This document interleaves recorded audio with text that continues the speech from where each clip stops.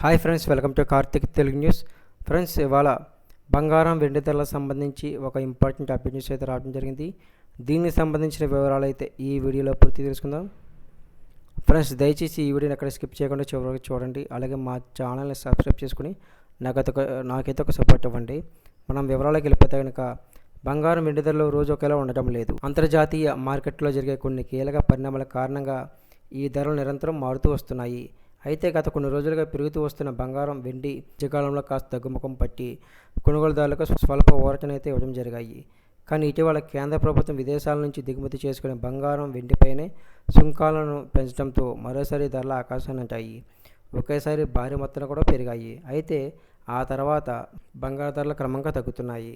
Hyderabad bullion మార్కెట్లో ఇవాళ 24 క్యారెట్ల 10 గ్రాముల పసిడి ధర ₹980 తగ్గి 1,56,930 చేరింది.